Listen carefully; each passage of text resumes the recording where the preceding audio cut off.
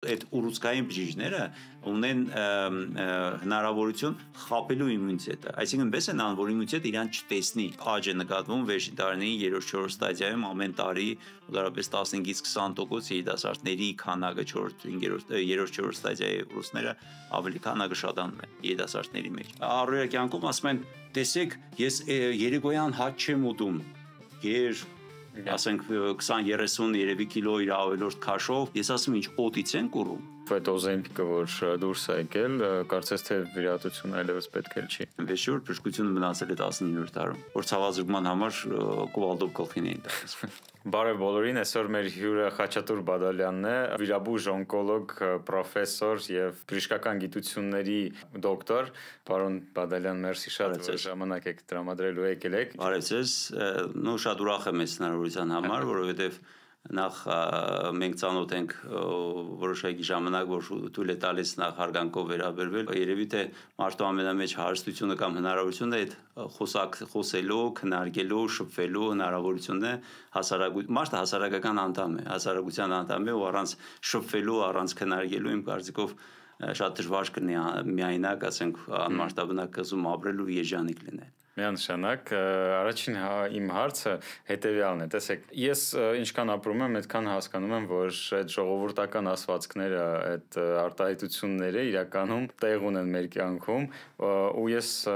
ամբողջ մանկություն լսում էի մեծերից արտահայտություն, որ դու այն ես, ինչը որ դու ուտում ես, ինչ բժիշկի տեսանկյունից, ինչքան իրական է այդ արտահայտությունը ու ինչ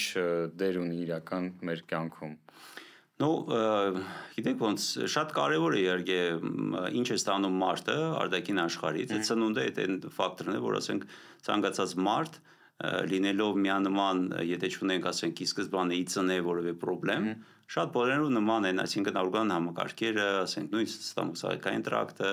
շնչառական համակարգը եւ ընդհանրապես բոլոր համակարգերը բոլորի մեկ նույն ձևով են աշխատում։ Հարցը այն է, թե մենք ինչքանով ենք հարգում մեր առողջությունը, ինչքանով ենք մենք ուշադրություն դարձնում սնունդին, ինչքանով ենք ուշադրություն դարձնում մեր շիրապատին, ինչքանով է հնարավոր մեր ռեժիմը կարգավորել, ինչքանով ենք մենք վերաբերվում մեր ֆիզիկական մարմնին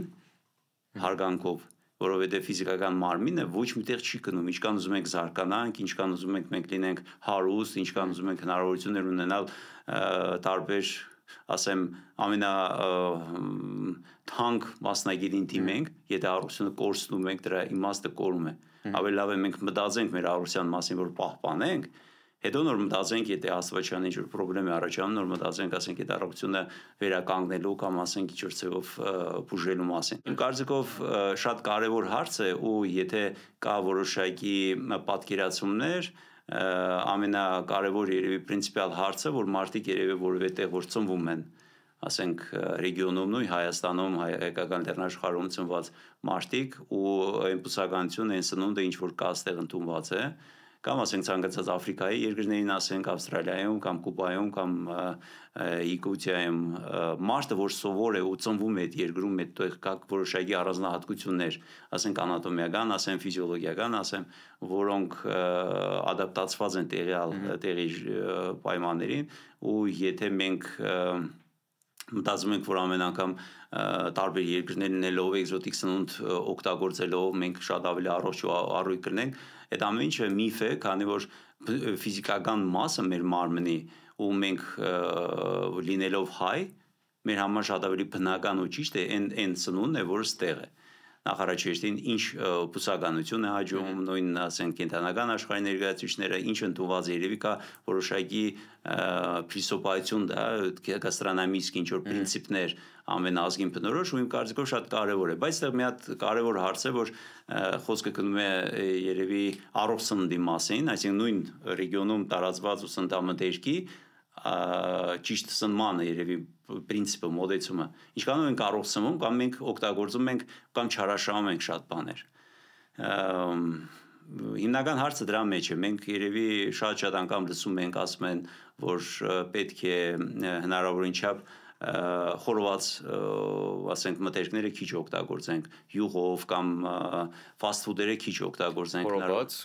խորոված կրակի վրա սնունդ, եսի նկատում խորոված, ասենք սնունդի որպես պատրաստման մեթոդ, խորոված մենք միշտ պատկերացնում ենք որպես միս խորոված եւ ասենք շոկի խաշած, որոնք մեթոդներ են տարբեր մթերքների կամ սննդի պատրաստման համար Հայաստանում հայկական երևի ասեմ կուխնյան խոհանոցը շատ ավելի արդասովոր երևի ասենք ուրիշ երկրներից տարբերվող ջրաշատեսակները բնորոշում արդիկ սիրում են այդ ամեն ինչը բայց պետք է նկատի ունենալ որ ունենք եւ Հայաստան հայկական խոհանոց բնորոշ այդ սննդատեսակների մեջ եւ օգտակար բաներ եւ ոչ օգտակար եթե մենք հասկանում ենք որ սննդատեսակներին պետք է առանձնահատկություն դարձնենք որ ավելի շատ օգտագործենք որ ավելի քիչ պրինցիպիալ կարևոր հարց է, բայց ես կարող եմ ասել երևի առաջնային հիմնական ֆակտորը սնունդ ընդունելով հետ միասին մենք պետք է հասկանանք պրինցիպիալ կարևոր պայմանը ինչ կան ենք մենք ուտում այսինքն ինչ էլ ուտում ենք պետք է մտածենք ինչ կան ենք ուտում ես միշտ այդ մասին ասել եմ ու մտածում եմ որ երևի թե աշխարհում մարդկության ամենամեծ խնդրեմը երբ մարդը կարող է մտածի, բայց կյանքում չիրագործի այդ ամեն ինչը, երբ որ ինքը կարող է իրան ասի հերիք է, վերջ, սննդի նկատմամբ, առաջնահերթ սննդի նկատմամբ, ուրեմն պատկերացրեք շատ պարզ միտք է, երբ որ ասում են հերիք է, շատ միտք է, կերեն կան, որ քեզ հերիք է, ասենք կենսագործունեության համար, քեզ այս քաղցը հագեցնելու համար, եկեք մի հատ ամեն մեկս մտածենք մենք ինչքան ենք ուտում Բայց մենք հիմա չենք զգում, մենք ուտում ենք, հայ լավ ասում ենք, օքեյ, մենք չենք պատկերացնում երկարաժամկետ հետևանքները ու ոնց որ մենք ամեն ինչում ենք տենց։ Եկեք մտածենք այսպես սնունդը ի սկզբանե եղել է երևի բնության ինչ որ բույսերի, կենդանիների կամ ասենք ժամանակին երբ որ վայրի մարդը արդեն աշխարհի երես դուրս եկավ ու սկսեց արդեն կամաց իր կյանքի առաջի օրերը օգտագործել են ասենք հնարավորին ինչ որ բնությունից վերցրել են հետո սովորել են ասենք կրակ վառել կրակի վրա արդեն ինչ որ պատրաստել սննդատեսակներ եւ կամաց այդ ամեն ինչը զարգացել է բայց ամեն ինչը նորից եմ ասում նպատակը ուտելու որ էներգիա մենք ունենանք մենք կարողանանք ապրել բայց պրինցիպիալ մի հատ հարց մենք ապրում ենք ուտելու համար թե ուտում ենք ապրելու համար դրա մասին երևի այդ ռուտինան շատ ենք լսել խոսել բայց մենք այդ ամեն ինչի մասին միշտ մոռանում ենք Մենք ուտում ենք, ինչքան մեր աչքը կցանկանա, մենք կուզենանք, որովհետև սնունդը տեսակ ժամանակից կուխնյանների, խոհանոցների պատրաստած այդ ճաշատեսակները, հոդերը։ Եկեք այսպես մի հատ մտածենք, մեզ ինչքանով է պետք քանակի առումով, մենք ինչքան ենք ուտում։ Ու մեծ մասամբ այդ զգացումը, երբ որ մենք հագեցել ենք ու վերջ արդեն պետք է սննդի, ասենք, ընդունումը վերջացնենք, մեծ խնդրեմ է։ Մենք կարող է շատ բանալն է կարող է այդպես հնչի, երբ որ կողքից նայենք մեր միջոցառումները, հարսանիքները, ծնունդները,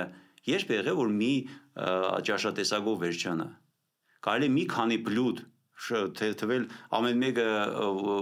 ուրախանում կամ վարդանում է ծնունդին ոնց կարող է 2 տաք բլուդ կամ 3-ով վերջանա, պետք է 4-րդը, 5-րդը անպայման քաղցրը անպայմանես ամեն ինչ ավելացնել, որովհետև հանկարծ մեկը կասի տես 2 բլուդով վերջացրեց։ Բայց միջոցառումներից բացի մենք սովորական կյանքում էլ ենք տենց, չէ՞։ Ու սովետի վաղտվանից է, չէ՞ դա եկել։ Պրինցիպը նույնն է, ցավալի հարց է, որ մենք չենք մտածում, որ այդ ամեն ինչով մենք մեզ վնասում ենք։ Հարցը այն է, որ մենք առօրյա կյանքում, երբ որ մենք խոսում ենք, դուք գալիս եք բժշկի մոտ կամ գալիս եք մասնագետի մոտ, ես ասում եք, գիտեք ինչ կա, դուք ունեք այսպես խնդրեմ, պետք է ես այդ ամենին հետևեք։ Երբ որ մասնագետի չեք շփվում, ասենք, դուք մնում եք ձեր հետ, ինչքանով եք դուք ձեզ հետևում։ Կարող եք դուք մասնագետին ասեք, գիտեք, շատ լավ է ձեր ասածը մենք կհետևենք կամ քանակի առումով կամ էներգետիկայի որոշակի բալանսը պահելու համար որոշակի քանակի առումով, բայց հետո ինչքան է մարդը հետևում։ Այսինքն խոսքը գնում է մեր պատասխանատվությունը մենք մեր առաջ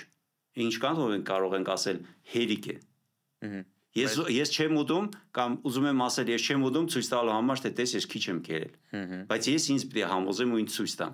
Պետք է ես քեզ համոզեմ։ Պետք է ես ինձ համոզեմ ու ես եթե հավատացի իմ ասածին ինձ պետք չէ ցույց տալ ուրիշին ես մեծ մասամբ տեսնում եմ առօրյա կյանքում ասում են տեսեք ես երեկոյան հաց չեմ ուտում գեր ասենք 20-30 երևի կիլո իր ավելորդ քաշով, մանա ես երեկոյանները հաց չեմ ուտում։ Ու այդ մասին խոսում են, որ ասում են трубят везде всюду налево направо, բայց ռեալ ես ասում ինչ օտից են կուրում։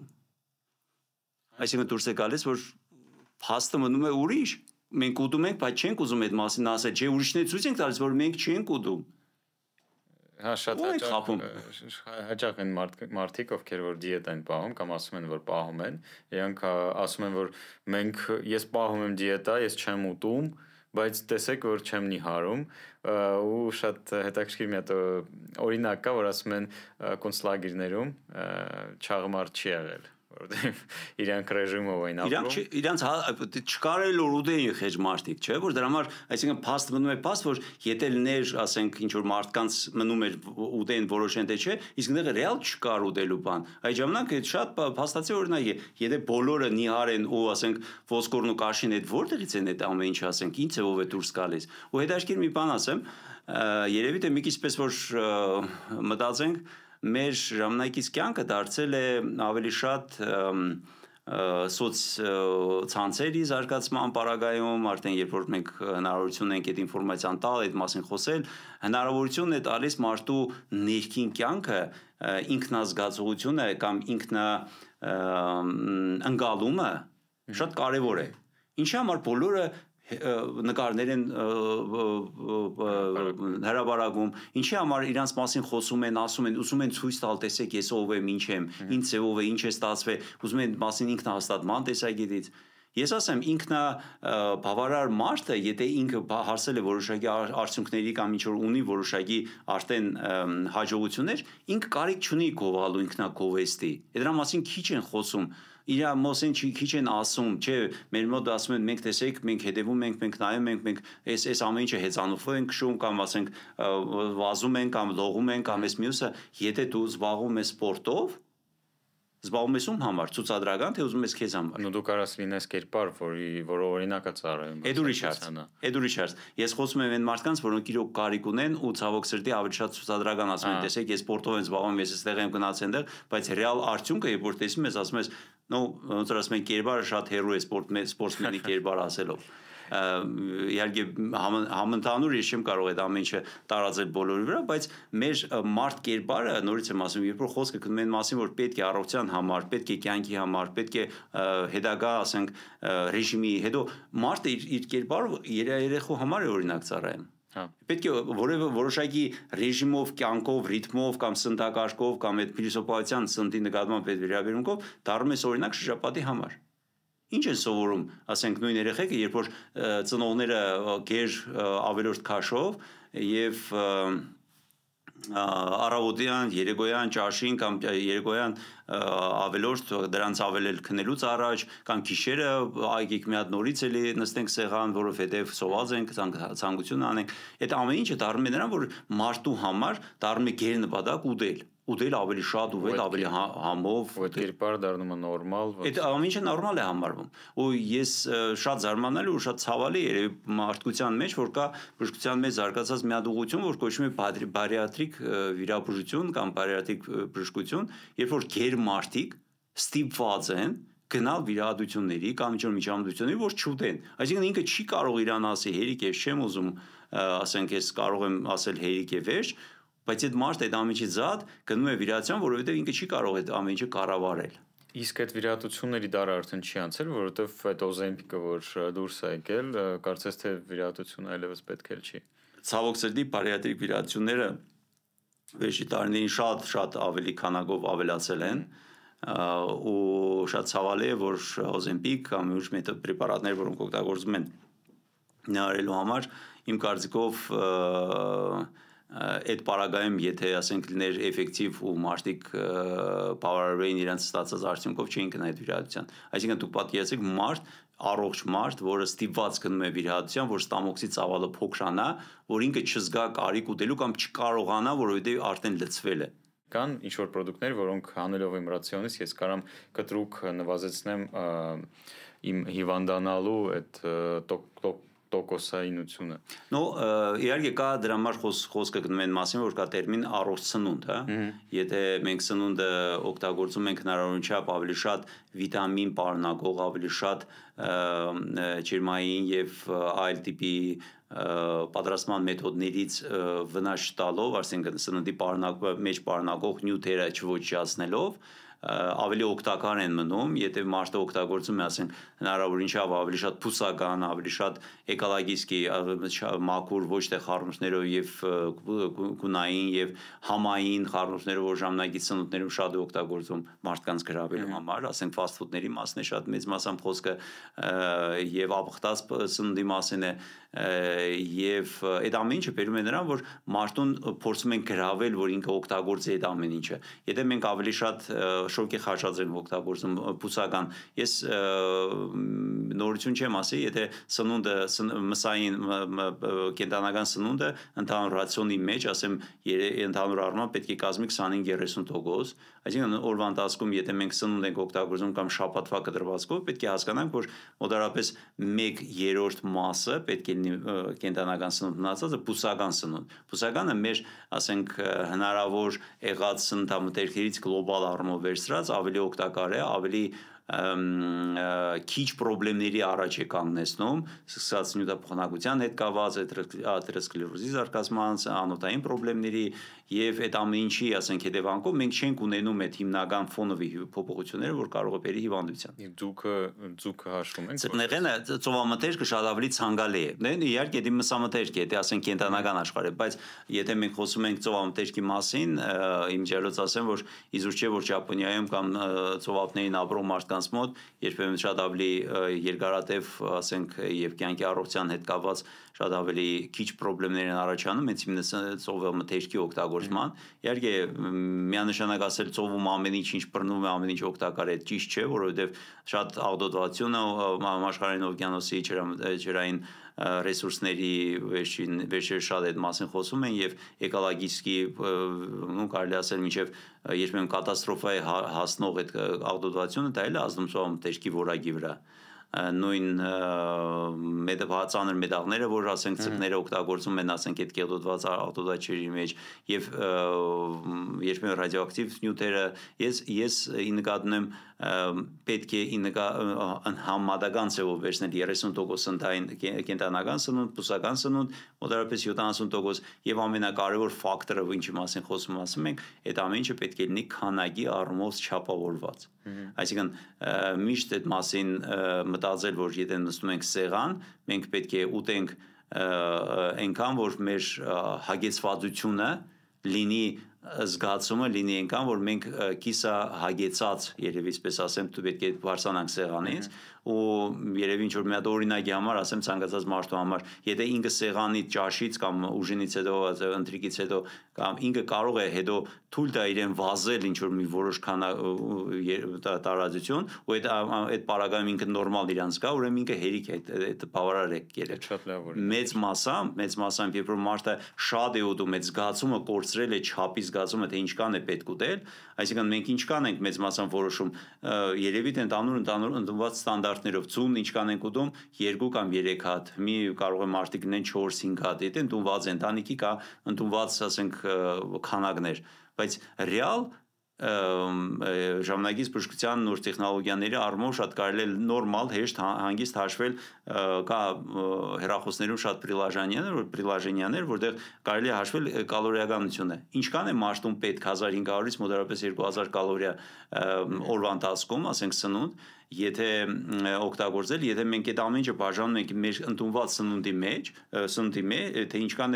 ենք մենք օգտագործում, ինչքան կալորիա ենք մենք ընդունում, ինչքան ենք մենք ծախսում։ Հիմի այդ հնարավորությունները շատ կա հեռախոսների,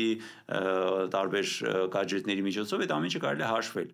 Ինչքան ենք մենք շարժում, ինչքան ենք էներգիա ծախսում։ Բայց այդտեղ մի հատ միֆ կա իրականում ֆաստ ֆուդի մասին, որ ասացիք, կա կարծիք, ոչ թե կարծիք, այլ խոսում են, որ ստամոքսը չի տարբերում ոչ մի բան, ստամոքսի համար միսը միսա, բանջարեղենը բանջարեղենա, հացեղենը հացեղենա ու խմորեղենը խմորեղենա ու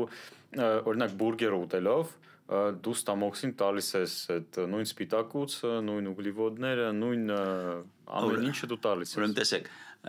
ես նորից եթե մենք խոսում ենք fast food-ի մասին, fast food-ը այն սնունդն է, որը նախ առաջին արագ պատրաստվող է, այսինքն կա տեխնոլոգիաներ, որ սնունդը հնարավոր է ինչ-որ ձևով պահել, եթե պատրաստում եմ ինչ-որ որ ժամ նա կարող ինքը մնալ, եւ հնարավորին չափ այդ տեխնոլոգիաները օգտագործում են ես չեմ ասի, որ միշտ ի օգուտ առողջության, այսինքն օգտագործում են ինգրեդիենտներ, որոշակի լրացուցիչ կոմպոնենտներ, դա լինի ասենք հնարավորին չափ որ շուտ որակը չգցի product-ը, իր համը չփչացնի, չկորցնի եւ հնարավորին չափ գույնը չկորցնի, կամ կարող է ինչ որ որոշակի ժամանակ անցնելուց հետո որևէ կոմպոնենտներ օգտագործելով տեսքը ավելի թարմացնում է նույն մսի, նույն ասենք մյուս product-ների։ Դուրս է գալիս որ բնական սնունդը ընդհանուր առմամբ իր որակը կորցնում է շատ կարճ ժամանակում, որովհետեւ կա բակտերիաներ մեր շրջապատում, որը շատ այդ արագ կերպով, ասենք նույն կաթնեղենը, կամ մսեղենը կամ ցանկացած ուրիշ սնունդ, որը շատ որակը շուտ կորցնում է։ Ընդհանրապես fast food-ի մեջ օգտագործվող ինգրեդիենտները, նորից եմ ասում, այդ ամեն ինչը բերում է նրան, որ նախ այդ որակը ապահովելու համար մի քիչ երկարացնում է այդ տևողականությունը, ինչքան կարելի է սնունդը պահել։ Երկրորդը, մարդկանց գրավելու համար կա համի ռեցեպտորները գրգռող կոմպոնենտներ, այսպես պարսելով ասեմ, որը օգտագործում են ընդհանրապես մարդուն գրավելու, որ մենք եթե մենք գնում ենք ասենք fast food որևէ ասենք հիմնարկություն սննդի կետ, որ մենք օգտագործում ենք, դրանից հետո մենք ցանկություն նորից ունենանք վերադառնալու այնտեղ։ Խոսքը գնում է մեծ մասամբ երեխաներին, որ գրավում է շատ մեր ցանոթ, ասենք տարբեր տեղերի, կետերի, որոնք որ շատ տարածված են աշխարհում մեկ գազով, ասենք ըմպելիքները, որոնք հովացնող եւ երբեմն ինչ որ տեղ թարմացնող էֆեկտ ունեն, բայց մյուս կողմից է շատ կոմպոնենտներ, որ կարող ասենք քիմիական լրացուցիչ, ասենք հավելումներ, որ ի օգուտ չեն առողջությանը եւ ընդհանուր առմամբ ճիշտ եք ասում, որ սնունդը կարող է ասենք օրգանիզմի կողմից ընդունվում է, բայց մյուս կողմից մենք ունենք սննդի մեջ հավելյալ հավելումներ, որոնք ոչ օգտակար են։ Հիմա պատկերացրեք, եթե մենք ընդունում ենք սնունդ բնական, ասենք էկոլոգիչքի հնարավորին չափ մաքուր եւ ընդունում ենք սնունդ, որի մեջ կա հավելյալներ, ասենք ներկային, գունային կամ համային, եւ դա ամեն ինչը ունեն որոշակի քիմիական ֆորմուլա։ Մարսողության ընթացքում մեր process-ը ոնց է լինում, ասենք մարսողական ֆերմենտների, թքի, ստամոքսի արտադրության, լեղու, ենթաստամոքսային կեղզի, հյութի, աղիքի արտադրած հյութի միջոցով այդ ամեն ինչը մարսվում է, սկսում է քայքայվել։ Քայքայում է սնունդը, ընդունում են, բայց քայքայում է նաև այդ նյութերը, ինչի մասին մենք խոսեցինք։ Եվ ընդհանրապես այդ նյութերի ներկայությունը, որ ավելացնում է, այսպես ասեմ, գրավչությունը այդ սննդատեսակի, բերում է նրան, որ մարդը ստիպված է լինում միշտ ասենք ավելի շուտ այդ fast food-ը օգտագործել։ Օգտակարության տեսակետից միանշանակ շատ ավելի վատ է լինում, որովհետև այդ տիպի ավելորդ քիմիկատները առողջությունը չեն ավելացնում։ Դրանք բերում են եւ էնտերիտների, եւ բերում են գաստրիտների, եւ բերում են հետագայում նույն, ասենք, ստամոքսի լորձաթաղանթի դեֆեկտների խոցի ձևով, էրոզիաների խոցի ձևով, որը հետագայում կարող է շատ բարձրություններ առաջացնել, եւ ասեմ այդ քիմիկատները եւ երևի շատ լսել եք այդ մասին, որ այդ ամեն ինչը կարող են ունենալ օնկոգեն, ասենք կանցերագեն էֆեկտ եւ առաջացնել ուռուցքային process-ներ։ Եվ մենք փաստում ենք, որ եթե շատ ենք օգտագործում այդ տիպի սնունդ, որ պարունակում է հավելյալ կոմպոնենտներ, ինչի մասին խոսում ենք, դե մենք ռիսկի ենք դիմում։ Մենք ռիսկի ենք գնում առանց հասկանալու, թե մենք այս պահին շուտ սնունդ օգտագործենք, որովհետև մենք զբաղված ենք մեծ ամեն ինչը, պետք է հասկանանք, որ մեր սնունդը կարևոր ֆակտոր է չափի առումով, որակի առումով եւ քանակի առումով, ինչքան որ հնարավորություն կա, ես այդ տեսակետից պետք է շատ կարևոր է հետևենք։ Մят խոսքա лишь бы что-нибудь как-нибудь быстро кинуть себе в рот нельзя. Это ամենը չի կարելի արհամարել առողջությանը, որտեղ վաղը մյուս օր խնդիրներ առաջանում դիսբակտերիոզի ֆոնի վրա, մարսողական խնդիրները, մարսողական, ասենք, process-ի խանգարման հետևանքով ավելանում են, ասենք, այսպես կոչված գազա առաջացման process-ները, նեխման process-ները, որը բերում են ընդհանրապես հետագայում ավելի խորացման աղեստամոքսային տրակտի ֆունկցիոնալ տեսակետից եւ փորկապություններ, աղիքային ֆունկցիաների խանգարումներ եւ քրոնիկ երևույթները հետագայում բերում են ավելի պրոբլեմային օրգանական փոփոխությունների։ Ես չեմ ուզում ասենք բժշկական տեսակետից խորանալ դա ավելի մասնագիտական հարց է, բայց նորից եմ ասում մեր սնունդը ոնց ինչ ռեժիմով, ինչ որակով, ինչ քանակով այդ ամեն ինչը բերում է նրան, որ մենք ունենք այդ խնդիրները։ Իսկ տեսեք ուռուցքներից որ ասեցիք, եկեք մի հատ պարզ բարերով փորձենք բացատրենք այն մարդկանց համար, ովքեր որ պատկերացում չունեն, դրա մասին ուռուցքը, քաղցկեղը ինչ է իրանից ներկայացնում։ Ուռուցքը նախ ընդհանուր առմամբ խումբ է հիվանդությունների, կոչվում են ուռուցքային հիվանդություններ, իսկ քաղցկեղը ուռուցքի ինչ որ մի հատ տարատեսակ է, այսինքն ոչ բոլորն են քաղցկեղ, այդ ամեն ինչը, ասենք, պետք է հասկանալ, որ հիվանդություն, ուռուցքային հիվանդություն կամ օնկոլոգիան երևի այսպես բարձրով ասեմ, դա ընտանիքում ցանկացած, ասենք,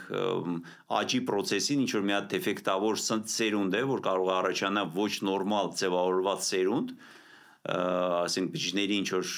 քանակ, որոնք որ հետագայում չեն ձևավորում, չեն հասունանում որպես նորմալ, եթե որևէ, ասենք, տեսակի է պատկանում այդ բջիջը, այդ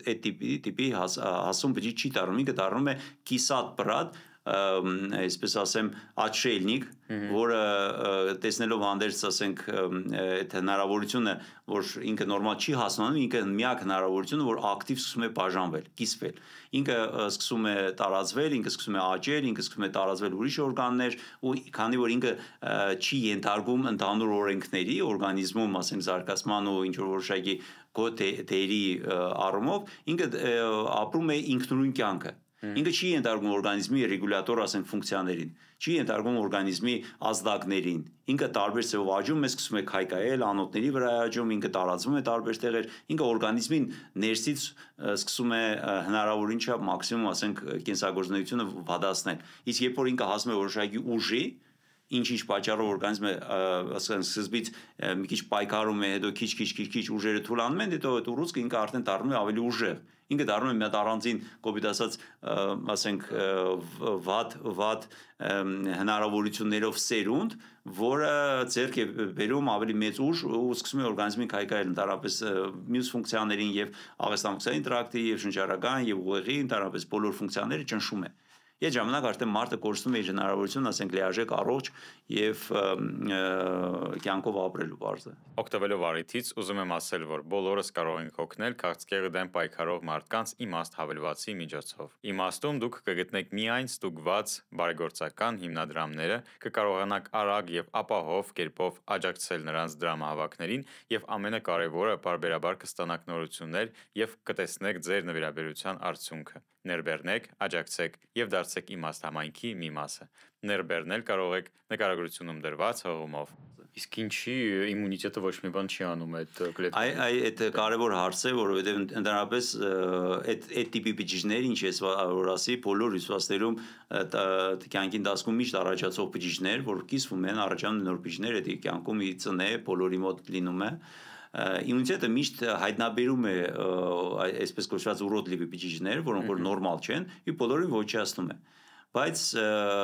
ճառագայթման հետևանքով ժառանգական որոշակի տրավմադրվածության պատճառով, այսինքն մուտացիաներ, որ կարող են առաջանալ օրգանիզմում գենային մակարդակով, քրոմոսոմներում, որը կարող է բերի իմունիտետի թուլացման։ Կանցերոգենները, որոնք ազդում են այդ նյութերի մասած հավելյալնի, որը սննդի մեջ, ֆաստ-ֆուդի մեջ, ասենք, մեր շրջապատ օդում, ատմոսֆերայում շատ կարևոր տարածված մթնոլորտում, եթե աղտոտված, ասենք, ջրամբարներում, ջրային ռեսուրսներում եղած նույն կանցերոգենները, մեր շրջապատում, ասենք, եղած նյութերը, որոնք ունեն հնարավորություն առաջացնել նույն տիպի մուտացիաներ, այսինքն ուռուցքը առաջացնող էֆեկտ ունեն, այդ ամեն ինչը բերում է նրան, որ առաջանում են ուռոդլիվ այդ բջիջները ակտիվ եւ շատ հետաքրքիր մի բան ասեմ, այդ ուռուցքային բջիջները ունեն հնարավորություն խաբելու իմունիտետը, այսինքն պես են անում, որ իմունիտետը իրան չտեսնի։ Իմունիտետը ունի որոշակի հայտնաբերելու հնարավորություն, որոշակի, ասենք, ազդակներ, որը իմունիտետը, ասենք, այդ բջիջները իմուն համակարգը գնում է մեր, ասենք, ազգային անվտանգության ուժերի նման կամ, ասենք, ներքին գործերի նախարարության ուժերի նման գնում են եւ օրինազանցներին բռնում են, բայց պետք է հայտնաբերել օրինազանցին, որ բռնել, այնպես են անում, որ օրինազանցը չի երևում, ինքը դառնում է անտեսանելի, ինքը դառնում է անհասկանալի, անլսելի, ու այդ ժամանակ դուրս է գալիս, որ ուռուցքը սկսում է աճել, աճում է անհիմն, անսահման եւ ոչ մի, այսպես ասեմ, պաշտպանիչ ուժ չի տեսնում այդ ամեն ինչը, Չի տեսնում է ժամանակ ինքը սկսում է ագրեսիվացել եւ ինչքան ագրեսիվ են ուռուցքը ինքը ավելի շուտ է ճանապարհ գտնում զարգանալու ճանապարհ գտնում աճելու եւ տարածվելու եւ ինչքան թույլ եղավ ասենք հնարավորությունը հայտնաբերելու իմունիտետի կողմից այնքան ուռուցքը ավելի ակտիվ աճում է դրանց տարբերում են ագրեսիվ ուռուցներ, չարվարակ ուռուցներ եւ կա բարվարակ ուռուցներ կարող է աճեն բայց տանդա ու առանց ասենք ինչ որ վնաս տալու օրգանիզմին այդ տարբերությունը դրա մեջ է քաղցկեղը չարվարակ ուռուցների ինչ որ մի հատ տարատեսակ է ու հիմնական հարցը դրա մեջ է որ մինչև հիմա ինչի համար են օնկոլոգիան միշտ խնդիրներ ասենք առաջացնում եւ դժվար է արդյունք ստանալ չկա մեթոդ լիարժեք որ կարողանա արդեն առաջացած ուռուցքի դեմ էֆեկտիվ բուժում անցկացնել այն իմաստով որ ուռուցքը երբ որ ինքը սկսում է աճել հասնում է արդեն զարգացման որոշակի ասենք պոտենցիալի ինչի համարից ասի երբ որ ինքը շատ ուժեղանում է դրա համար արդեն դժվար է կոնտրոլ անել հնարավորինչև ճնշել վերացնել ոչնչացնել այդ օջախներին, որովհետև ինչքան շատ է, ինչքան ուժեղ են, այնքան ոչնչացնելը դժվար է։ Բայց շատ կարևոր մի հատ փաստ Օնկոլոգիայի մեջ ես միշտ այդ մասին ասել եմ, ես կուզենամ նորից կրկնեմ, շատ կարևոր հարց։ Եթե մենք հայտնաբերում ենք օնկոլոգիան վաղ շրջանում, առաջնային էտապներում, երբ որ նոր է սկսում այդ իմ ասած ուռոդլիվի բջիջները աճել, շատ էֆեկտիվ է լինում, եթե մենք շուտ էֆեկտիվ հայտնաբերում ենք, այսինքն պրոբլեմը էֆեկտիվ հայտնաբերման մեջ է։ Եթե մենք առաջնային էտապում շուտ հայտնաբերում ենք, բուժումը շատ ավելի հեշտ է լինում, շատ ավելի հեշտ է հեռացնել, որովհետև եթե սկզբնական էտապում, եթե բույսը նոր է աճում, մենք միանգամից արմատախիլ ենք անում, էլ ոչ մի բան չի աճում։ Իսկ եթե արդեն արմատները խորանում են, ինքը արդեն տարածվում է ու տարբեր տեղեր, ասենք, ինքը արմատներ է տալիս, դե շատ դժվար է դիմացը դեմը առնել։ Իսկ եթե այդ բույսը դարձել է արդեն ծառ կամ ավելի մեծ իրանից ներկայացնող, ասենք, որոշակի օրգանիզմ, շատ ավելի դժվար է դրա դեմ պայքարել։ Այսինքն խոսքը գնում են մասին, որ մենք հասկանանք, որ եթե շուտ ժամանակին հետազոտում ենք, մենք ժամանակ առ ժամանակ պատասխանատվություն ունենք մեր առողջության նկատմամբ, գնանք հետազոտությունների, տարին մի անգամ գոնե մինիմալ հետազոտություններ անենք, որ հայտնաբերենք շուտ վաղ ժամանակին։ Մեր հայերի մոտ շատ տարածված է ուռուցքային հիվանդությունների որոշակի տարատեսակներ, որոնք ստամոքսային աղիքային տրակտի խնդիրները, որ առաջանում են, ասենք, նույն գաստրիտների ֆոնի վրա, նույն պոլիպների ֆոնի վրա, որ մեր երևի սննդակարգի ռեժիմի խանգարումների ֆոնի վրա առաջանում են, այսինքն հաստ աղիքի ուռուցքներ, ստամոքսի ուռուցքներ, թոքի ուռուցքներ շատ հաճախ լինում կանանց մոտ կրծքագեղձի ուռուցքը, արգանդի վզիկի ուռուցքը, բայց նորից եմ ասում, այստեղ շատ կարևոր հարց է, եթե մենք ժամանակին հետազոտվելով հայտնաբերում ենք ժամանակին շուտ առաջի ստադիայում, երկրորդ ստադիայում այդ ուռուցքները բուժելի են։ Մենք հնարավորություն ենք ժամանակից բուժության ընթացքում մեթոդներով այդ ամեն ինչին դիմակայել, մարդը առողջանում է։ Բայց ցավն է, որ մեծ մասամբ ես ինչ պրակտիկա ունեմ մոտարապես, ասենք, արդեն 30 տարուց ավել օնկոլոգիայում, ես տեսնում եմ, որ հիմնական հիվանդների մասը, մեծ մասը, դա կազմում են 3-4 ստադիայի հիվանդներ։ Իսկ ինչի վրա մենք կարանք մեր առօրյայում ուշադրություն դարձնենք, որ ժամանակին նկատենք ինչ-որ խնդիր, ինչ-որ փոփոխություն ու դիմենք բժիշկին։ Նո, գիտեք ոնց, պրոբլեմը օնկոլոգիայի նրա մեջ է, որ ինքը ոչ մի ցեով չի արտահայտվում։ Մարդը իրան լավ է զգում, մարդը, ասենք, ինքնուրույն սովորական առօրյա կյանքով ապրում է, ինքը նորմալ սնվում է, նորմալ, ասենք, կենսագործունեությունը ապահովում է, բայց ուռուցքը կարող է զարգանալ ընթացքում, կարող է զարգանալ, հասնել ինչ-որ մի հատ էտապի, իսկ երբ որ ուռուցքը ինչ-որ մի ցեով արտահայտվում է, նշանակում է արդեն ուռուցքը ինքը իրանից ինչ-որ բան է ներկայացնում։ Եվ հետազոտությունների անհրաժեշտությունը, պրոֆիլակտիկ, այսպես ասեմ, հետազոտությունների անհրաժեշտությունը նրանում է, որ մարդը պետք է հետազոտվի դեռ ոչ մի բան չզգալով։ Այսինքն խոսքը գնում է այն մասին, որ եթե մենք հետազոտվում ենք անկախ այդ ամեն ինչից մենք ունենք անգատներ թե չէ, մենք պետք է փիլիսոփայությունը մեր առողջության նկատմամբ պատասխանատվությունը դրանով է արտահայտվում։ Մենք պետք է հետազոտվենք, որովհետև մեր առողջությունը առաջերտին մեզ է պետք։ Մենք պետք է հայտնաբերենք ու տանք հնարավորություն, ասենք, այդ առողջության համար պայքարող բժիշկներին, որ այդ ճիշտ ձևով, իհարկե նորմալ բժիշկներին, որ ճիշտ ձևով օգնեն մեզ։ Նորմալ բժիշկներին այդ շատ լավ էր ասված, բայց տեսեք, ենթադրենք ես անցնում եմ չեկապ տարին մեկ անգամ, կամ լավ 6 ամիսը մեկ։ Իսկ կար այդ 6 ամսվա ընթացքում ինչ որ ուռուցք զարգանա դառնա չարվորակ ու խնդիր առաջանա ավելի շուտ, քան ես գնամ ստուգվելու օրինակ։ Չէ, նո, այդ իհարկե կազուիստիկ դեպքերի մասն ենք խոսում, որ կարող է շատ կարճ ժամանակում ակտիվ աճել։ Խոսքը գնում է այն մասին, որ կա ուռուցքների որոշակի առանձնահատիկ հատուկ, ասենք, տիպեր, օրինակ ասենք նույն մաշկի գոյացությունները դա մելանոմաներն են, պիգմենտային գոյացությունները, որոնք կարող են առաջանալ, ասենք, մի քիչ ակտիվ ու ագրեսիվ աճ ունենալ, որը շատ կարճ ժամանակում կարող է տարածվի, դե մարդը այդ ամեն ինչը կարող է հայտնաբերի։ Եթե ինչ-որ տեսնում է մաշկի վրա որոշակի պիգմենտային գոյացություններ, որոնք տեսքն են փոխում, իրանք ձևն են փոխում, ասենք աճում են, առնահոսում են, փոփոխությունների ենթարկում, այդ ամեն ինչը պետք է շուտ ռեակցիա տալ։ Դու պետք է ինչ-որ մի բան արդեն անել, չի կարելի աշխատող անել, նախ առաջինը, երկրորդը,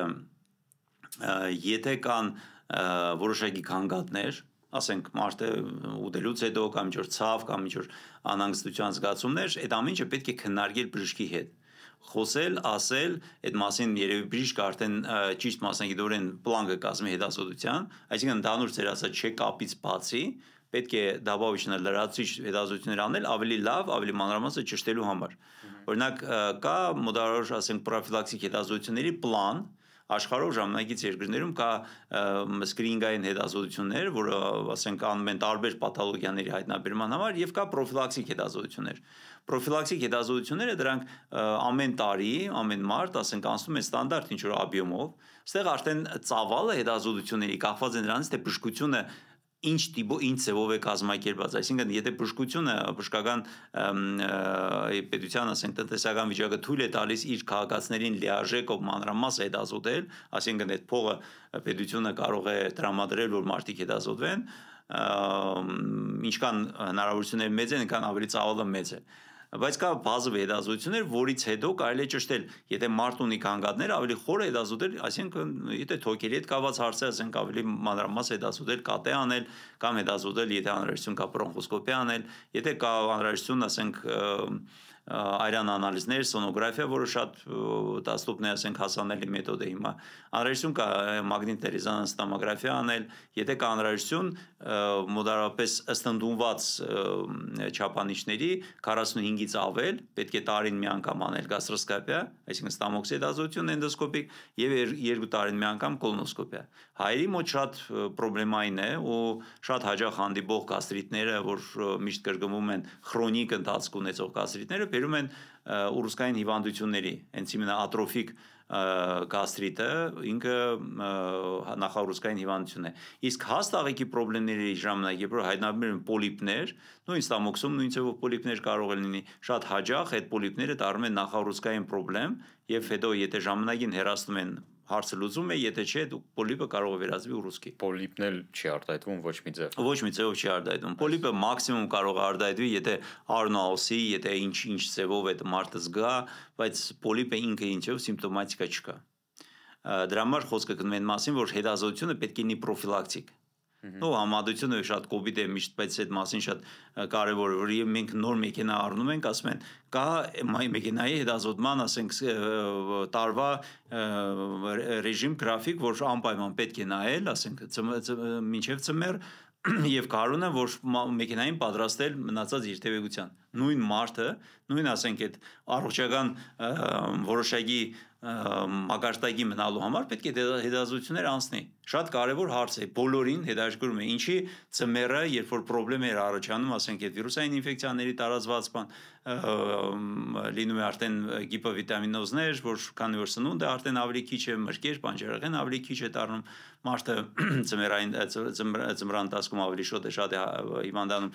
ծմեր գարուն պերիոդում մեծ մասամբ քրոնիկ պրոցեսները ակտիվանում են։ Գլուխ են բարձրացնում, հազ է առաջանում, թուլություն է առաջանում, աղեստամոքսային տրակտի սրացումներ է տալիս, պրոբլեմների սրացումներ։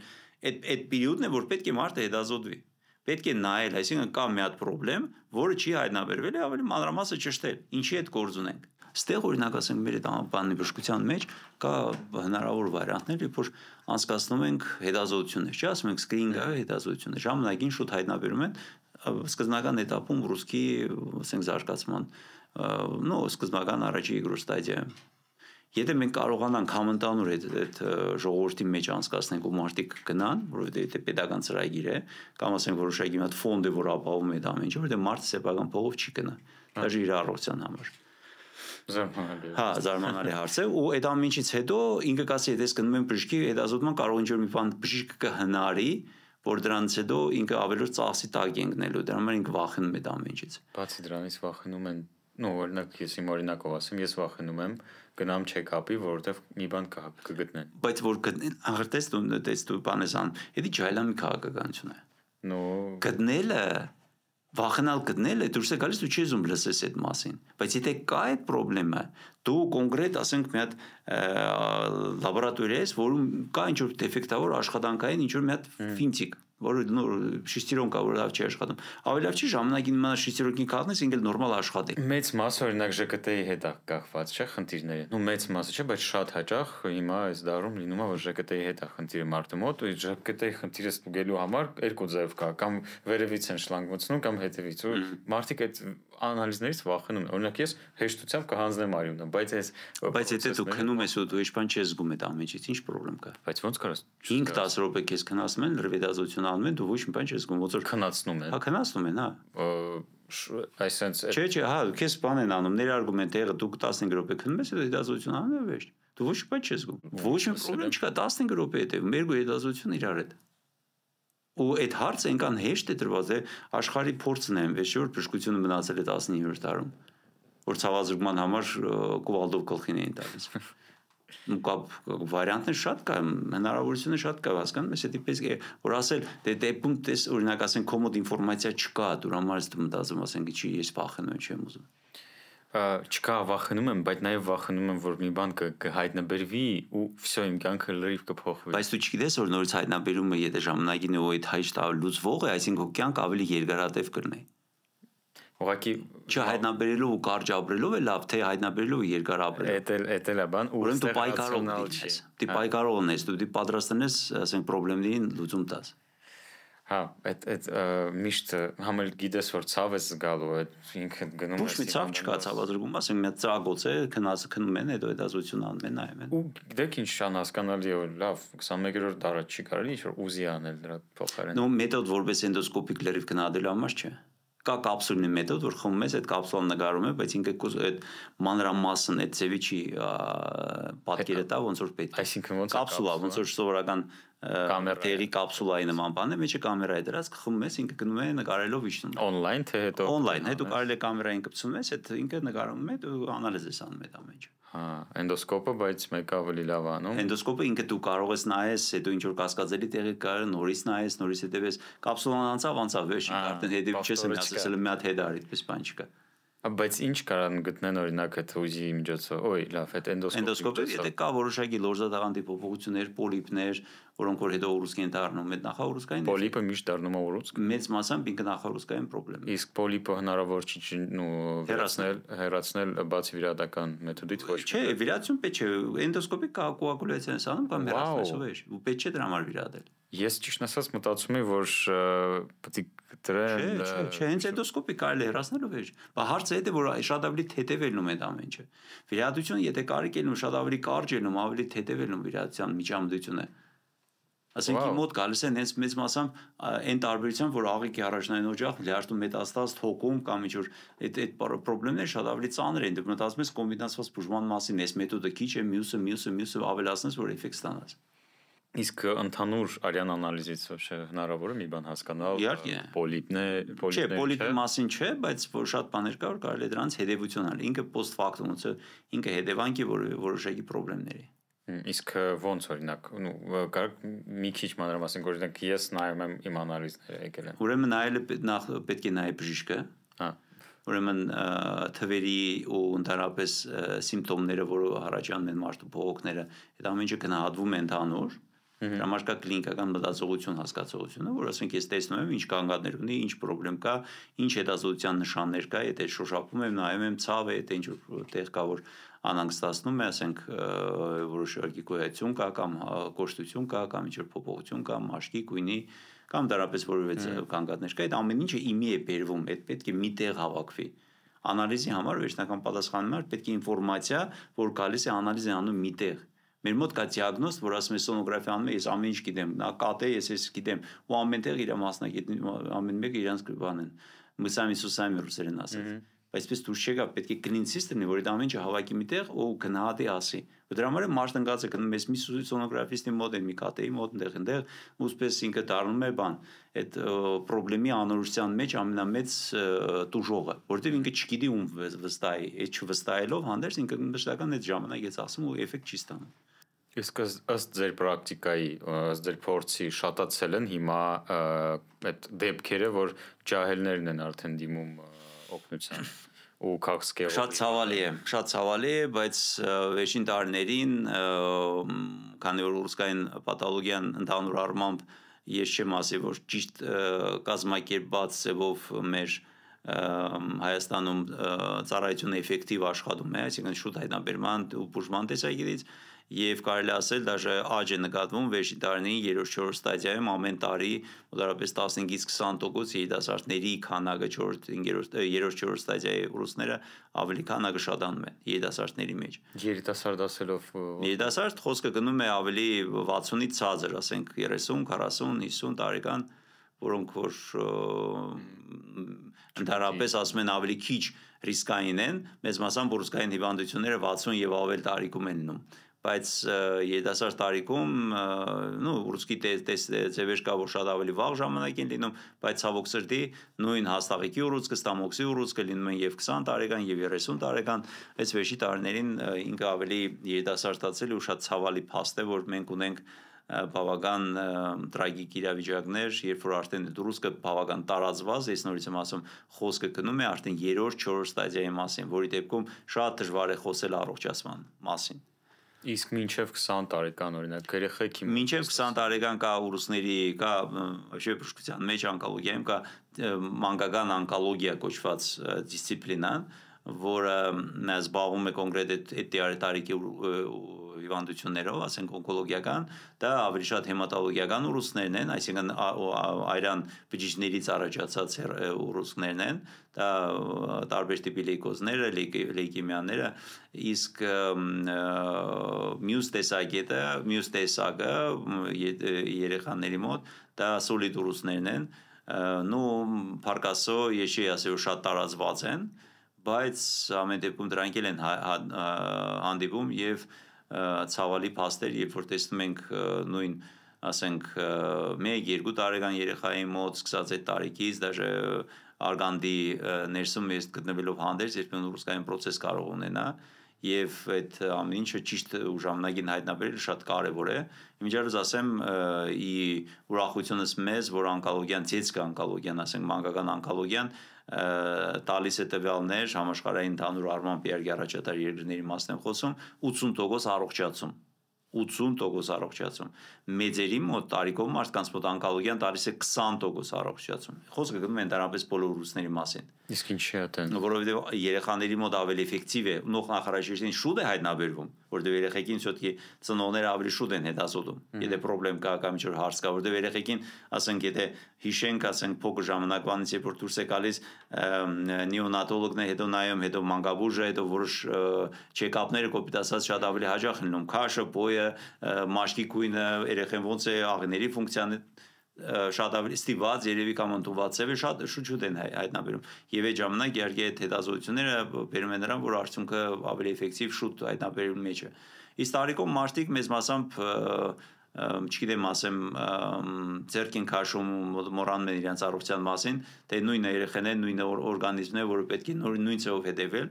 ու մեծ մասամբ իրենք արդեն մտածում են իրենց երեխեքի մասին ոչ թե իրենց մասին ու ունենում ենք այդպես պատկեր Պարոն Բադալյան, դուք արդեն 30 տարուց ավել այդ ոլորտի մեջ եք, ուզում եմ հասկանամ, օրինակ, եթե համեմատեք 90-ականների հետ, Հայաստանում ինչքան է փոխվել այդ ուղղությունը օնկոլոգիայի հետ կապված բժշկության մեջ ու ընդհանրապես ոնց է ինքը զարգանում ինչ տեմպերով Օնկոլոգիան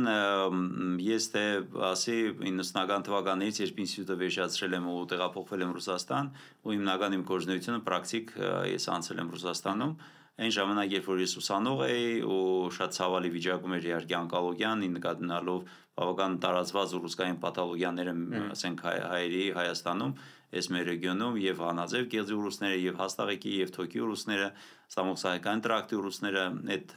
բավական տարածված։ Ես կարող եմ ասել, որ այս տարիներին մենք ունենք ընթացիկ, եթե գլոբալ առումով վերցնենք ուռուցքային հիվանդների աճ,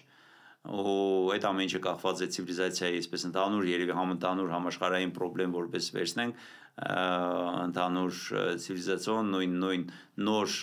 մեթոդների, նույն նոր երևի ասեմ քիմիկատների ավելի շատ օգտագործման տեսակետից էկոլոգիային ավելի քիչ ուշադրություն դարձնելու հետևանքով եւ կամաց այդ ուռուցքային հիվանդների քանակը ավելանում է։ Ուռուցքային հիվանդությունները, եթե վերցնենք 90-ական թվականներից մինչև հիմա, նախ ավելի շատ կանցերոգենների քանակը մեր սննդի, ասենք որակը իջեցնելով մթնոլորտի աղտոտվածության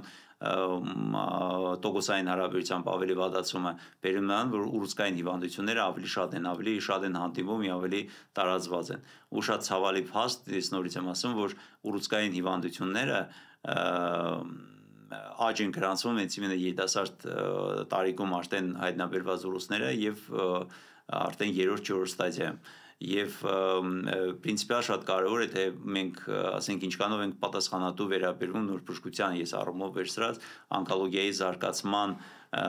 եւ էֆեկտիվ օգտագործման եւ պրակտիկայում ներդրման հարցերին, որովհետեւ խոսքը գնում է այն մասին, որ եթե մենք օնկոլոգիան պետք է հնարավորինչափ օնկոլոգիական հիվանդներին էֆեկտիվ բուժում անցկացնենք, պետք է ճիշտ ժամանակին հայտնաբերենք, հետո նոր մտածենք արդեն բուժման մասին։ Այսինքն նորից էլ ասում, դա շատ լուրջ ու ծավալուն աշխատանք է։ Խոսքը գնում է այն մասին, որ մենք ունենք մեծ խնդրեմ, կա քաղաքներ, մի քանի, ասենք խոշոր բժշկական հիմնարկներ, որտեղ որ զբաղվում են ավելի համադական, ասես ասեմ, լուրջ օնկոլոգիայով հիվանդներով, իսկ ունենք ռայոններ, որտեղ մի քիչ ավելի Երևանից հեռու շատ մեծ խնդիրներ, որոնք որ մնում են առանց բուժելու, առանց հետևելու, առանց հայտնաբերելու եւ մնացած հարցերին էֆեկտիվ լուծում տալու։ Եվ չունենալով նորմալ էֆեկտիվ этап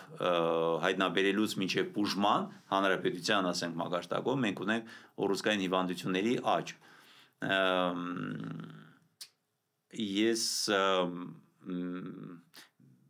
կարելի ասել ծառայության տեսակետից, օնկոլոգիայի ծառայության տեսակետից շատ դեֆեկտներ եմ տեսնում, շատ խնդիրներ եմ տեսնում, որ կարող է քայլ առ քայլ էֆեկտիվ երևի կազմակերպման հետևանքով հասնել որոշակի արդյունքների։ Կա աշխարհի փորձը, որ սկրինինգային հետազոտություններ տարբեր տարածված պաթոլոգիաների հետ կապված տալիս են արդյունք։ Ես օրինակի համար ասեմ, Ճապոնիայում ժամանակին ստամոքսի ուռուցքը որպես ուռուցքային, ասենք, պաթոլոգիայից մահացության պատճառ առաջինն էր ուռուցքային ընդհանրապես այդ պաթոլոգիաների մեջ եւ որոշում կայացրեցին, թե Ճապոնիան երկրներից է, որ շատ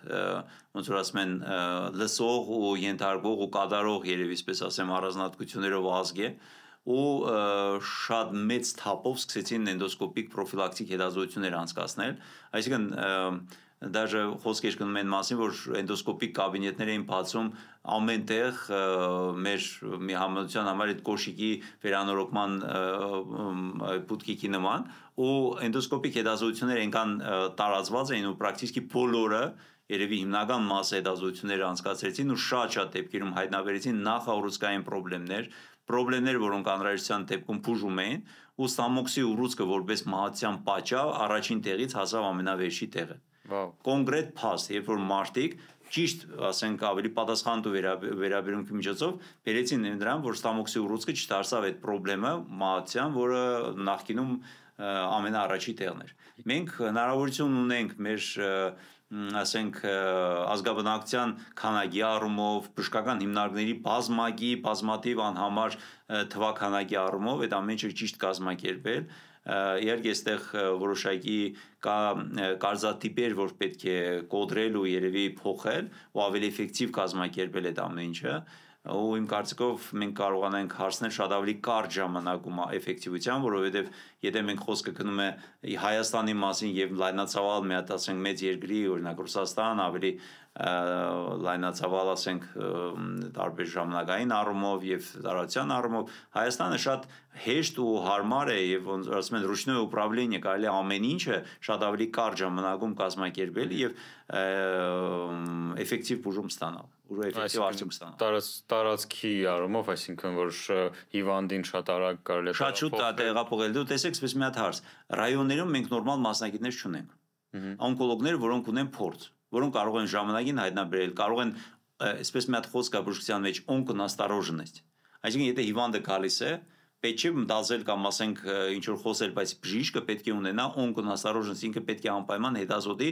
ուռուցքային հիվանդություն հեշտելու տեսակետից, այսինքն մարդու ամեն դեպքում պետք է նկատի ունենա, որ ուռուցքային հիվանդություն կարող է լինի։ Եթե մարդը դիմել է ինչ որ հարցով, պետք է անպայման նկատի ունենալ այդ ամեն ինչը։ Եթե մարդը կարող է չի փողոքում մաշկի ինչ որ մի հատ պիգմենտային գոյացությունից, որը ես տվեցի, ասենք առնողության տեսակետից, փոփոխության, ձևի, արդյունքի, գույնի Բայց եթե բժիշկը տեսնում նայում է հիվանդին, ինքը պետք է գնահատի, ինքը պետք է հազանգի, ու այդ մասնագետներ չունենալով հանդերձ, ես չեմ ասում, ասենք շատ ավելի խորը մասնագիտական գիտելիքներ, բայց հազանգելու տեսակետից ինքը ոնց որ ասում են շատ կարևոր պատասխանատվության տեսակետից, որովհետև առաջի օղակն է հայտնաբերելու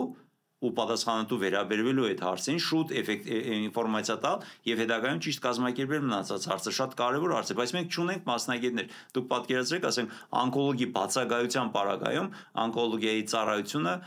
իրականացնում է ասենք թերապևտը կամ վիրաբույժը որ օնկոլոգիան անցել է ասենք ինստիտուտում կամ ինչ որ մի հատ սերտիֆիկատ ունի որը չի ասի որ պրակտիկայով հիմնավորված է ու դուրս է գալիս մարդու կյանքի պատասխանատվությունը այդ մարդու ձեռքին է եթե ինքը մեր հայի երևի մենտալիտետը նրա մեջ է որ ինքը եթե իրան ասում են մարդը չի հավատում ելուր մնաց երբ որ բժիշկը նայում է ու չի ասում այդ մասին միանշանակ Պարոն Բադալյան, իսկ դուք արդեն ոնց որ հիմնավորվել եք Հայաստանում, տեղափոխվել եք վերջապես մշտապես Հայաստան, թե դեռ աշխատում եք նաև Ռուսաստանում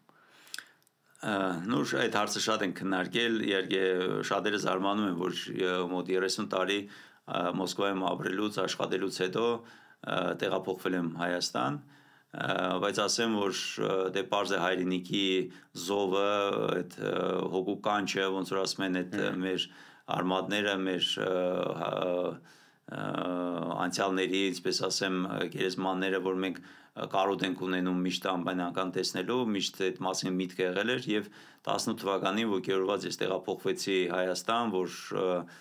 նկատի ունենալով փոփոխությունները քաղաքական, նկատի ունենալով այն հույսը, նպատակը, ցանկությունը, որ կապում ենք մեր ապագայի հետ եւ տեղափոխվելուց հետո, նու կարելի ասել հիմնական արդեն տեղափոխվելուց հետո 18 թվականին փորձեցի կյանքի երևի նպատակ դնել զբաղվել Հայաստանում օնկոլոգիայի զարգացման եւ իմ ունեցած գիտելիքն ու փորձը ասենք ներդնելու նո չի ասի որ այդ ամեն ինչը ինչ ես պատկերացնում եմ մեզ մոտով որ 7 տարվա ընթացքում ամեն ինչ հասցրել եմ արել եմ եւ չի ասի որ մեծամասնությունն եմ արել ցավոք սրտի կա շատ խանգարող ֆակտորներ կա խնդիրներ որոնք որ կան բայց Այս մեր հայրենիքն է ու մենք պետք է աշխատենք ինչ որ ճանապարհ գտնենք այդ հնարավորությունը օգտագործել բայց կուզենայի որ մենք այդ գործում մաքսիմում ունեցած մեր այսինքն պոտենցիալը ամեն մարդ ամեն մասնագետ հասկանալով հանդերձ գործի խնդրեմայնությունը ծանրությունը մաքսիմում ուժեր ներդնի ու եթե մենք հասկանանք դրա էֆեկտիվության ասենք նպատակը ինչի համար ենք մենք ցկտում ինչքան հնարավոր է ուր ծերքի տված ուսուսի տված այդ հարցին լուծում տանք ու համենայնդեպս ես տեղափոխվել եմ Հայաստան մեծ տրամադրվածությամբ եւ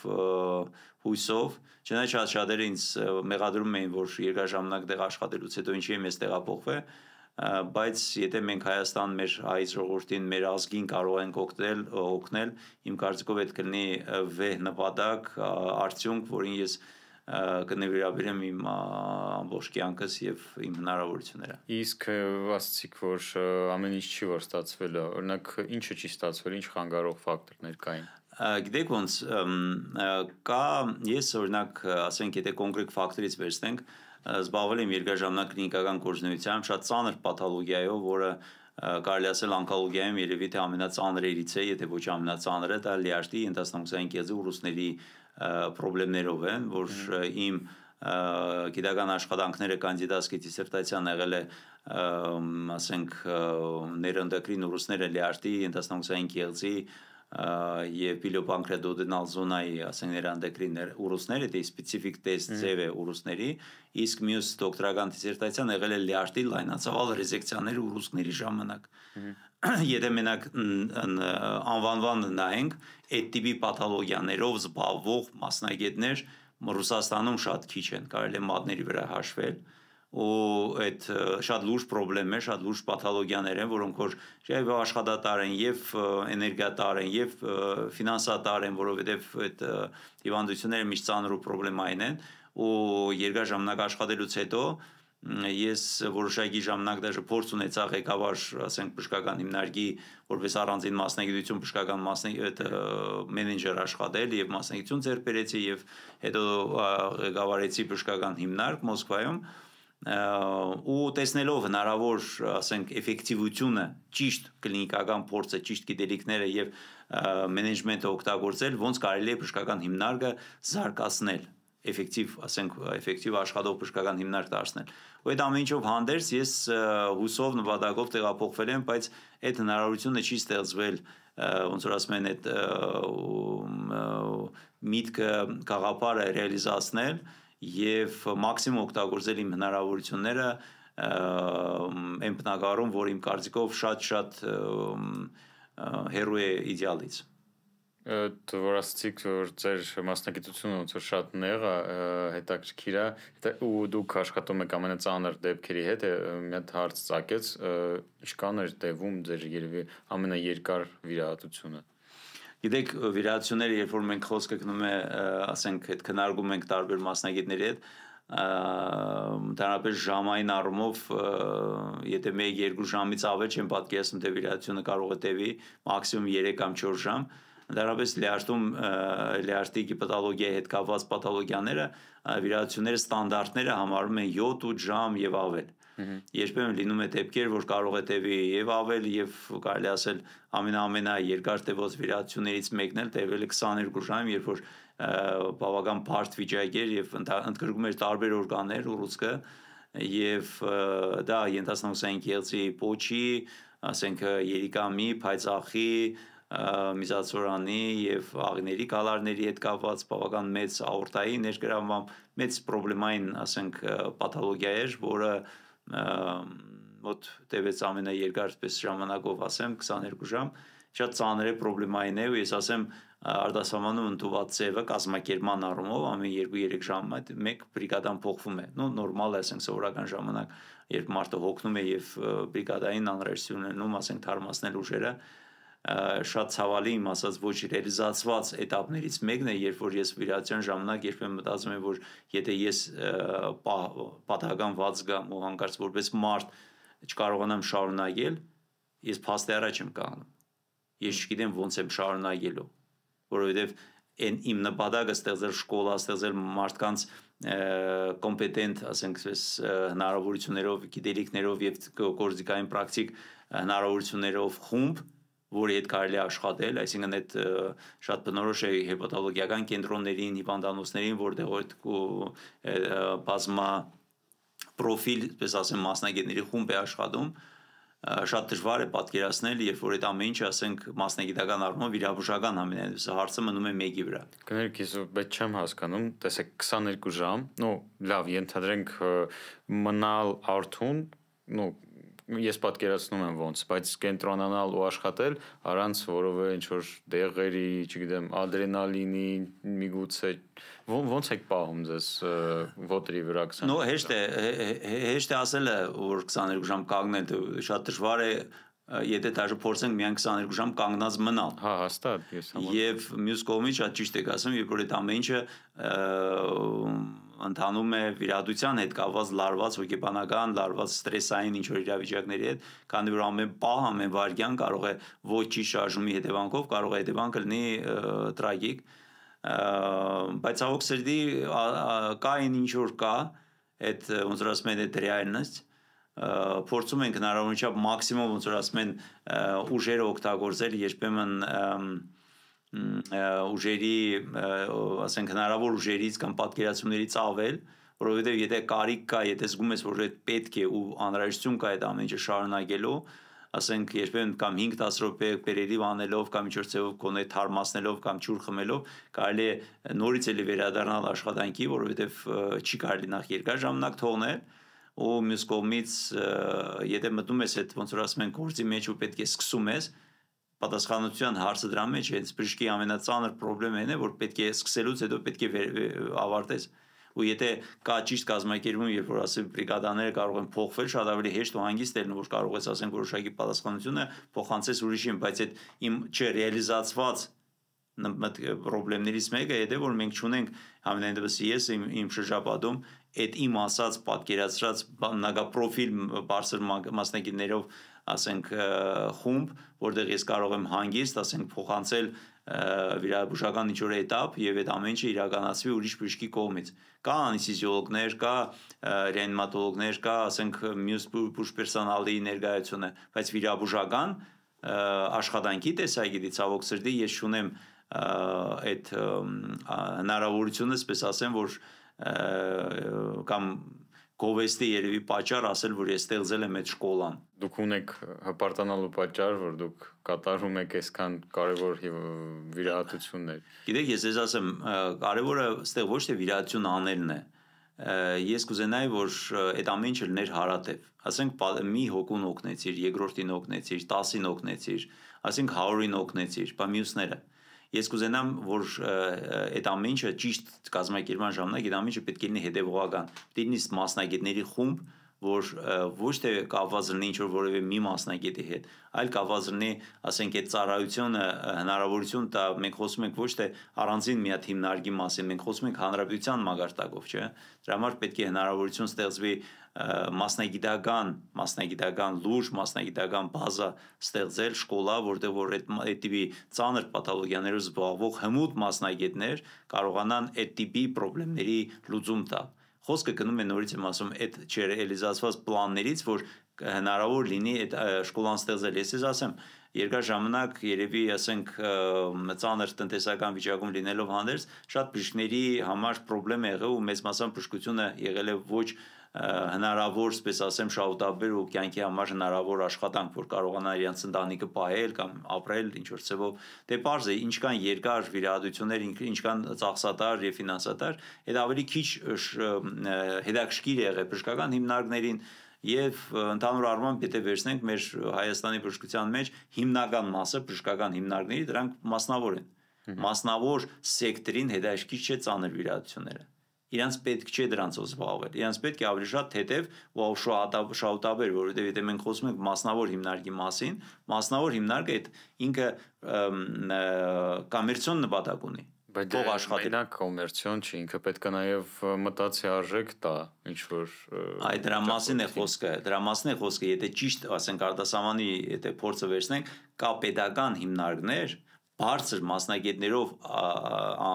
համալրված, որոնք անում են ամենածանր խնդրային, ասենք, էտապներով բուժումներ, որի հետ կոնկուրենցիա են մտնում մասնավոր հիմնարկները։ Իսկ հիմա մենք ունենք պետական հիմնարկներ, որ ընդհանրապես դրանով չեն զբաղվում։ Ոնկոլոգիայի կենտրոնում այդ տիպի պաթոլոգիաներով չեն զբաղվում։ Կա պաթոլոգիաներ, ու ընդհանրապես այդ տիպի մասնագետներ չունեն։ Շատ ծանր ու իմ համար ցավալի հարց է, ինչի մասին մենք խոսում ենք, ոնկոլոգիայի ճիշտ կազմակերպումը, ես վերջերս քննարկում ենք ու տեսնում եմ հնարավոր համալրմամբ առաջի քայլը, համալրմամբ առաջատար մասնագետներով, մեր հայ ազգի մասնագետներով, ինչի համար եմ ես այդ ասում, որովհետև այդ ծեր թված, ասենք, մասնագետները թող լինի Կարո Արմեն, թող լինի երկրորդ, մյուս, երրորդ, չորրորդ երկրներում, որոնք ունեն հնարավորություն իրենց մասնագիտական եւ արդեն պրակտիկ փորձը ներբերնելու Հայաստանի ոնկոլոգիայի, ասենք, զարգացման համար, բայց ցավալի է, որ մենք երևի թե ձևով ասենք պետական ծրագիր չունենք, որ այդ մասնագետներին ներգրավենք, իսկ ինչքան էլ ես անհատական կուզենայի, որ մեր ծառայությունը ոնկոլոգիան լինի բարձր մակարդակի վրա, անհատական իմ հնարավորություններով, ասենք այդ կազմակերպել պետական մագարտագիր ծրագրեր չի ստացվի։ Դրա խոսքը գնում են մասին, որ մենք մեծ պոտենցիալ ունեցող ազգ ենք։ Ես շատ լավ գիտեմ Մոսկվայում մասնագետների մեծ բանակ, էքսպերտ մասնագետների մեծ բանակ եւ օնկոլոգիայի մեր տարբեր, ասենք, բնակավարների բժշկության մեջ եւ արտասահմանում ու շատ ցավալի է, որ մենք ունենք այս տիպի օնկոլոգիա, այս մակարդակի օնկոլոգիա մեր երկրում, մեր ոնց որ ասում են մայր հայրենիքում ու նոր մեր, ասենք, այս մեր ժամանակից 21-րդ դարում մեր հայ ազգի ներկայացուցիչները հնարավորություն չունեն ժամանակակից զարգացած օնկոլոգիայի մեթոդներով բուժվել, եթե իրանք արդեն հիվանդացել են ցավոք սրտի օնկոլոգիայով, ու սա շատ ցավալի է, որ այդ ժամանակից բուժումը երբեմն դառնում է անհասանելի շատ մարդկանց համար։ Շատ մեծ ցավ է իմ համար ու իմ նպատակը իմ ասած ասենք այդ միտքը, որ մինչև միելի չի ստացվի իմ պլանները ռեալիզացնել, կուզենայի երևի պատկերացնել մի քիչ, ասենք, ավելի առաջ, երազել կամ մտածել, որ մենք ունենանք մի տեղ, որտեղ որ կհամալրվի կամ կմիավորի երևի մեր մեծ պոտենցիալը մասնագետների, որտեղ մենք կարողանանք մի հատ համազգային ծրագիր մշակել օնկոլոգիայի ճիշտ զարգացման եւ կունենան կոնկրետ պրակտիկ էֆեկտ այդ ամեն ինչի, որովհետեւ եթե մենք ունենք հնարավորություն, ունենք մասնագետներ, ունենք կոպիտ ասած պոտենցիալ, բայց չունենք շատ մի հատ կարևոր, ոնց որ ասեմ, ֆակտոր, չունենք միասին աշխատելու եւ նո, այսպես ասեմ, ոչ հորդորում, ոչ ցանկություն, ոչ տեղ, որտեղ որ այդ ամեն ինչը կարող է միավորի։ Ես կուզեի այս ոդկասթը ավարտել ձեր խորհուրդներով, ինչ ոնց որ սովորություններ պետք է մարդը ձեռք բերի 21-րդ դարում, որ մնա մաքսիմալ երկար ժամանակ առողջ ու ինչքան հնարավոր է քիչ հայտնվի ոնց որ բժշկական սենյակում։ Կամ բժիշկների հետ այս տիպի սեղաններում հանդիպել։ Այս մենակ sense։ Ես օրինակ ասենք միշտ գտնում եմ կարևոր հարց, երբ որ բժիշկը իր օրինակով է ցույց տալիս, թե ոնց է պետք է ապրել։ Երևի կյանքի նկատմամբ պրինցիպը, սննդի նկատմամբ պրինցիպը, ասենք ակտիվության նկատմամբ, դարապես մարդը ինքը իր հերթին առաջի հերթին ինքը իր նկատմամբ պետք է լինի պատասխանատու վերաբերմունք, եթե ունենա պատասխան վերաբերմունք եւ շատ կարևոր ֆակտոր է, որ մարդը ինքը ուրիշին խորհուրդ է տալիս իր մասին չմտածելով։ Այսինքն այդ խորհուրդը չի գալու ու չի ընդունվում ոչ մեկի կողմից։ Ես առաջ հերթին միշտ աշխատել եմ փոքր տարիքից սկսած զբաղվել եմ միշտ ակտիվ, չեմ ասում պրոֆեսիոնալ սպորտով, բայց ակտիվ, ասենք, տարբեր սպորտաձևերով, շատ սիրել եմ ֆուտբոլ, շատ սիրել եմ եւ թեթև ատլետիկա, սիրել եմ բշամարտ, սամբո, ձյուդո, ժամանակին շատ եմ զբաղվել այդ հարցերով եւ հետագայում զբաղվել եմ արդեն արևելյան մարզաձևերից տայրը ստիլ կարատեով, որի երկար ժամանակ կարելի ասել արդեն հասել եմ սև կոդու 4-րդ տան մագարտակի ու այդ ամեն ինչը պահանջում է շատ ժամանակ, ցանկություն ու ես նորից եմ ասում իմ կարևոր երևի հորդորն է բոլորին առաջերտին զբաղվել սեփական առողջությամբ, իմенно մտածելով առողջության մասին, սննդի տեսակետից ինչքան հնարավորություն կա պետք է հետևել սննդի որակին, սննդի քանակին եւ ռեժիմին եւ այն սննդատեսակները, որոնք ավելի շատ պարունակում են քիմիկատներ, ինչի մասին խոսեցինք, ֆաստ ֆուդեր, աբողտած սննդատեսակներ, այդ ամեն ինչը պետք է հնարավորինչափ քչացնել։ Սննդի ընդհանուր ռացիոնում պետք է մոտավորապես մսեղենը եւ կենտանական սնունդը լինի 25-ից 30%։ Մեր Հայաստան աշխարհը շատ հարուստ է եւ տարբեր տեսակի առողջ եւ օգտակար բուսատեսակներով, որոնց օգտագործում են, ասենք, հայկական խոհանոցում ու շատ օգտակար է, երբ որ գարունը սկսում են տարբեր տեղերում տարբեր, ասենք, այդ դաժե մոռացված խոհանոցի հայկական խոհանոցի տարատեսակները, երբ որ տարբեր բույսերից պատրաստված համեղ ճաշատեսակները դաժե ինչ որտեղ ասեմ իմջալոց Հայաստանի քառակուսի մետրի առումով կարծեմ Հայաստան աշխարհում միակն է բուսական բուսատեսակների քանակով մի քառակուսի մետրի այս քարերի ու այս ծանր մեր ոնց որ ասում են քարուքրի մեջ այդ քանակով բուսական տեսակների բազմատեսակությամբ Հայաստանը առաջի տեղերից մեկն է աշխարհում։ Այսինքն մենք պետք է օգտագործենք մեր հնարավորությունը, մեր Հայաստանի, ասենք, մեր տված բնության կողմից մեր բարիքները օգտագործենք ճիշտ ձևով, պետք է հասկանանք, որ մեր առողջությունը առաջեշտին մեր ձեռքում է, ու եթե մենք մտածում ենք մեր առողջության մասին, պետք է հետևենք ինչքան հնարավորություն կա, ասենք, նորից ասեմ, պատասխանատու ու հարգանքի արժանի կամ վստահության արժանի բժիշկների ասածին, պետք է անպայման հետևել առողջությանը տարին մի անգամ կոնե մինիմալ հետազոտություններ անցկացնել, մինիմալ հետազոտություններ անհրաժեշտության դեպքում մի քիչ ավելի լայնացնել հետազոտությունների ցանկը ճշտելու համար, եթե որևէ պաթոլոգիա կա, եւ ամենակարևոր ուրախ լինել, փորձել все-таки կյանքի նկատմամբ պոզիտիվ միշտ տրամադրվածություն ունենալ։ Ես միշտ առավոտյան, եթե ասենք անկախ տրամադրությունից կփորձեմ խորհուրդ տալ բոլորին, երբ որ մոտենում են ասենք լվացվում են առավոտյան, փորձել ժպտալ հայլու մեջ ինքը իրան եւ ինքնուրույն այդ ցկտումը փորձել ինչ որ բան կյանքը